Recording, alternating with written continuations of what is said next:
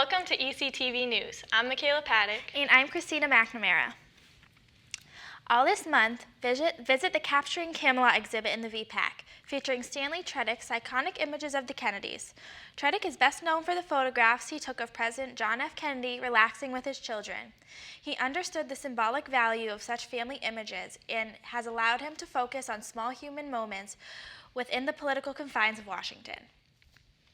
Also visit Ritual and Fantasy, new work by Rick Haynes and Mark Towner. Rick's art includes mixed media of watercolor, pen, and acrylic paintings exploring realities and fantasies about memory and myth. Mark's art expresses his passion for native rituals and includes ceremonial pipes, an altar staff, and film, along with images of nature. You can also go see Express Yourself, which celebrates cultural diversity and collaboration with isolated youth from 17 Department of Mental Health, residential and inpatient facilities from their own large community. Another one to look out for is the Behind the Name exhibit, presented in the Archives and Museum Gallery in the Diane Hale Library. On Thursday, donate blood in the Post Center between 10 a.m. and 3 p.m. For more information or to sign up, contact Lori Rawls or stop by the Community Service Office. At 3:30, come to the Spencer Presentation Gallery for the Narrative Studies Colloquium. Meredith Riches presents an adolescent transition and the coming-of-age narratives in literature and evolutionary biology. At 6:30 p.m., get wined and dined at La Chanterelle as students from the Hospitality Management School develop interpersonal, team building, and time management skills. Reservations are required, so pick up the phone and get a spot today. At 7:30 p.m., go to the Black Box Theater as the EC Drama Club presents Ordinary Days. From Adam Guan comes a refreshingly honest and funny musical about the story of 4 young New Yorkers whose lives intersect as they search for fulfillment, happiness, love, and cabs. Can't make it on Thursday? You can also catch a show on Friday, Saturday, or Sunday. Every Thursday night at 9 p.m., come to the pub for $2 craft drafts, darts, foosball, and relaxation. Remember, 21 and only, please. Every Friday, don't miss Fridays in the Rose at noon. Each performance is designed to give audiences a taste of the sublime in just enough time to listen and grab a bite during lunch hour. At 2 p.m., come to the Diane Halley Library in room 122 for an information session for F1 international students on how and when to apply for their curricular practical training employment benefit in order to take part in internships. Also at 2 p.m., come to the Post Center Hospitality Suite for Pardon the Alumni, a panel of alums from the School of Communication who work in sports-related companies such as Reebok, IMG, College, Puma, and Converse will provide an overview of their company's opportunities available, share their career stories, provide advice, and answer your questions. At 8:30 p.m., come to the Courtyard Cafe and paint your own pottery. Join the art club as they bring items from clay dreaming to campus. Have an opportunity to paint mugs, bowls, and ornaments. On Saturday at 10 p.m., come to the Athletics Field Stadium for Franks and Frisbee and football. Come enjoy free hot dogs from the Dog Father food truck while also making your own spin art Frisbee or sunglasses. On Monday at 6 p.m., there is a loss and grief support group held by the counseling department at the Academic Center. Every Monday night at 8:30, come join friends in the Kennedy Lounge for Monday Night Football.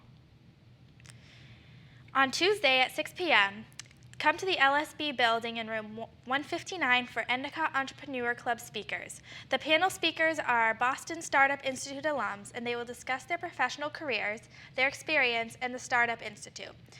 And they will compare working for large corporations to working in startup corporations.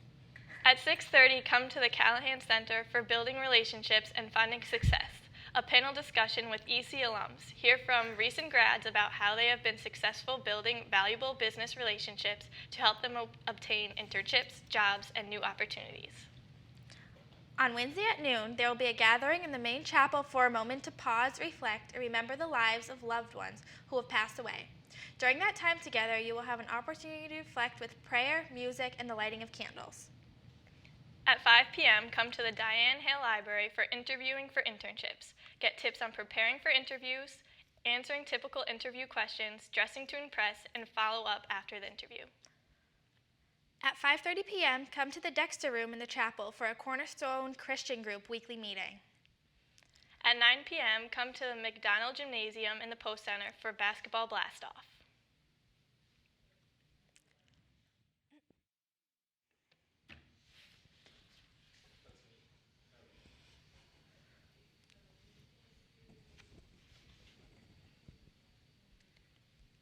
Wants to introduce Dina with international news. See? National news? National. Okay. And here's Dina Cashman with national news. Welcome to this week's national news. I am your host, Dina Cashman. Joy Johnson is an inspiration to those who wish to do things they love well into their 80s. She was the eldest marathon runner in New York City this past Sunday at the age of 86. She ran the race alongside her sister, Faith Anderson, who was 83. Joy did what she loved to do, but she passed away the day after. During the race around the 20th mile, she fell and hit her head. Medics advised her to stop and take care of herself, but she wanted to keep at her passion. Joy Johnson is a prime example of what it's like to live life to the fullest, no matter what the age. The next day, she lay down to nap after feeling down and never woke up. When asked to stop the race, Joy said, "I'll be at the back, but I don't mind. I just praise the Lord I can get out of bed each morning and run. A lot of people my age are in wheelchairs."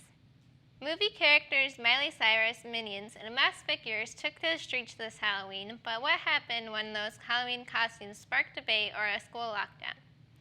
Central Connecticut State University went into chaos after a student wore a Snake Eyes costume modeled after G.I. Joe that contained a handgun and a sword all made out of plastic. One dorm was on lockdown after officials looked for the alleged gunman. David Kim, the costume student, didn't realize that officials were looking for him until a while later. Police then found him and arrested Kim and his roommates for breach of peace. Kim apologized for what he did and didn't mean them any harm. He didn't have time to find a change of clothes from a party and didn't have room for his clothes in a bag. While Kim was not a gunman, it's important to take precautionary measures to make sure students are safe. Costumes can cause more than just a fun scare, but it can also cause arguments. Alicia Ann Lynch's costume led to much more dispute over the internet and her own remorse. She decided to go as a Boston Marathon bombing victim covered in dirt and blood. She also wore a marathon shirt and a running bib. She received the death threats within a few hours of the photo being posted on Twitter. So just be careful what you wear because you never know how someone might take it or how it can affect you.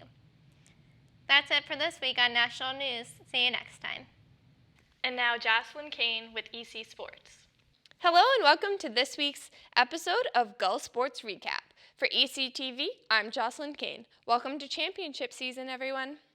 The men's and women's cross-country teams headed up to Biddeford, Maine this past Saturday to take on the CCC championships.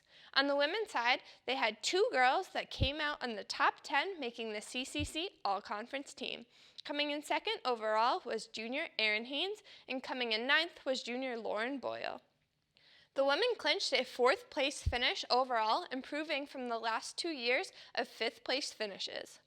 On the men's side, Noah Mandello came in third overall in the tough competition 8K race. Being the first freshman to finish, he not only made CCC All-Conference team, but also CCC Rookie of the Year. The team finished 6th out of the 9 teams, placing at the CCC Championships for the first time in 4 years. The second 7 girls will race, and the guys will race at Colt State Park in Rhode Island on Saturday for the ECAC's tournament. The field hockey team traveled to crosstown rival Gordon on Wednesday night for a CCC semifinal match. The Gulls, 3 seed, and the Fighting Scots, 2 seed, fell to a close and very tough loss. Junior Alyssa Clark scored the lone goal, falling to Gordon 1-2.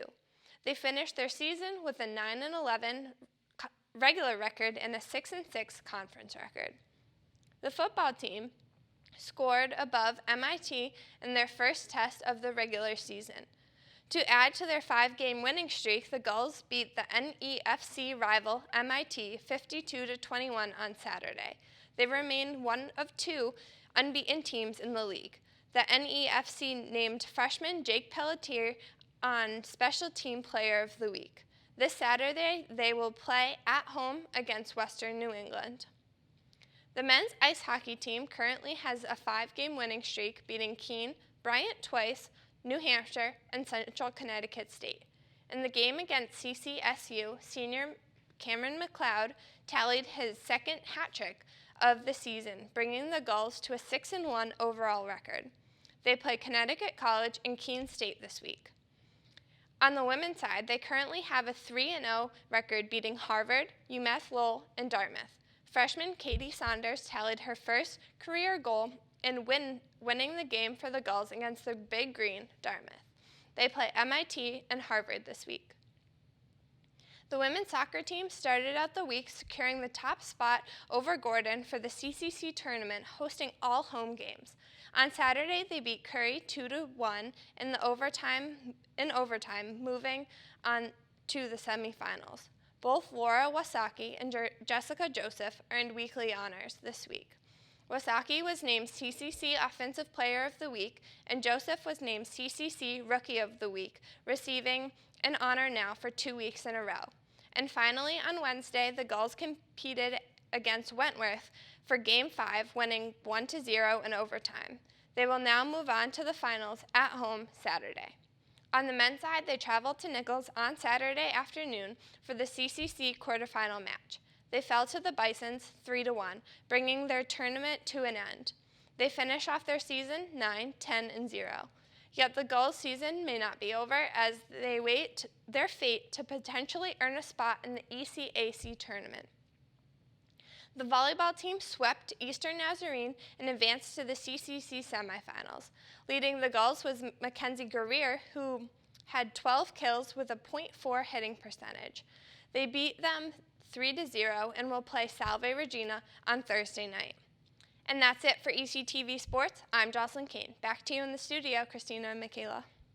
Thank you for watching the weekly news. I'm Christina McNamara. And I'm Michaela Paddock.